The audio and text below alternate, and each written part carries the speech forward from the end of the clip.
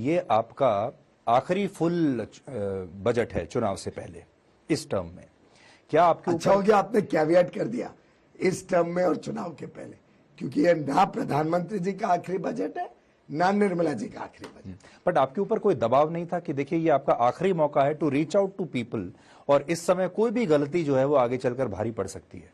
आप तो प्रधानमंत्री जी को भी जानते हो और आप निर्मला जी को भी जानते हो, आपको दोनों में से कोई ऐसा दिखता है जो दबाव पे काम करता हो? कभी आपको लगता है कि प्रधानमंत्री जी पे कोई दबाव हो सकता है?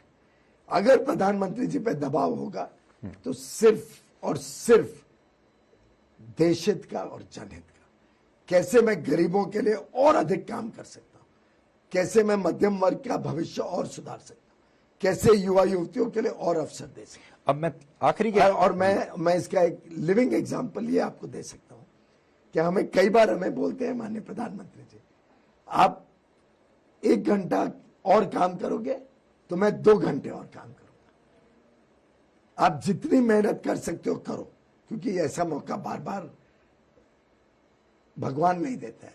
देश का समय आ गया है, अब देश निकल पड़ा है, अब देश को कोई रोक नहीं सकता, और हमारी जिम्मेदारी है कि हम इस देश को और प्रोत्साहन दें और तेज गति दें, और जितना आप काम करोगे प्रधानमंत्री जी उससे अधिक काम करेंगे। हाँ, आप मुकाबला नहीं कर पाएंगे। आखिरी सवाल मेरा ये कि लगातार ये हम इस डर में जी रहे हैं कि ग्लोबल रिसेशन आएगा, और ये खबरें लगातार आती रहती हैं ना। How do you protect Indian economy from this global recession? क्या आपने उसकी कुछ फेंसिंग, कुछ उसके चार दीवारी आपने करके रखी है सुरक्षा के लिए? देखिए, ग्लोबल रिसेशन तो है, हमारे सामने है। आज विश्व की बड़ी बड़ी अर्थव्यवस्थाओं काफी कमजोरी दिखा रही है। महंगाई जहां 1-2% होता था, 10-10, 8-8% महंगाई चल रही है। हमारा एक देश है जो आज भी फास्टेस्ट ग्रोइंग लार्ज इकोनॉमी है, और कोई देश नहीं इतना ग्रो नहीं कर रहे।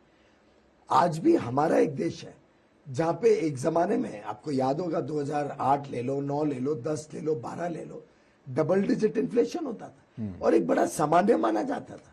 जो आज दुहाई देते हैं और हमसे महंगाई का प्रश्न पूछते हैं, वो याद करें उनके दिनों में डबल डिजिट महंगाई होती थी, कैसे जनता त्रस्त थी।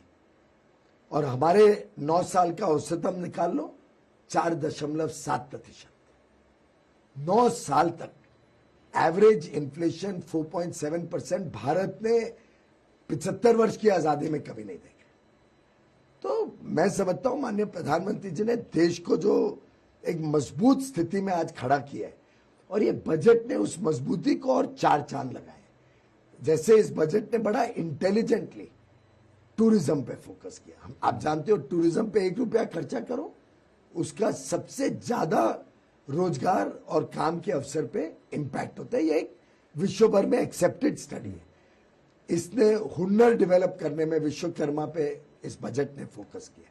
इस बजट ने सस्टेनेबिलिटी और ग्रीन एनर्जी पे फोकस किया, क्योंकि प्रधानमंत्री जी जानते हैं कि पूरे विश्व में आज सबसे बड़ी चुनौती और चिंता क्या है? क्लाइमेट चेंज की, पर्यावरण की। और अगर हमारे देश ग्रीन एनर्जी को जितना प्रोत्साहन देगा, the world will lap it up. हमारे प्रोडक्ट्स जितना ग्रीन प्रोडक्ट्स बनेंगे, टेक्सटाइल, सस्टेनेबल टेक्सटाइल्स बने, ग्रीन हाइड्रोजन जितना बनेगा तो ग्रीन अमोनिया बना के हम एक्सपोर्ट कर पाएंगे। ग्रीन हाइड्रोजन अमोनिया से, ग्रीन एनर्जी से लोहा बनेगा तो हमारे स्टील को प्रीमियम प्राइसिंग मिलेगी। तो एक प्रकार से प्रधानमंत्री जी दूरदर्शी सोचते हैं और दूरगामी परिणामों के प्रति ये बजट समर्पित है। तो पीयूष जी, ग्रीन मतलब पॉजिटिव, ग्रीन मतलब गो अहेड, और ग्रीन मतलब इको फ्रेंडली। तो मैं उम्मीद करता हूं कि ये बजट जो है इन सारी चीजों पर खरा उतरेगा। Thank you so much. हम बहुत बहुत धन्यवाद। Thank you. बहुत अच्छा लगा आपसे। Thank you.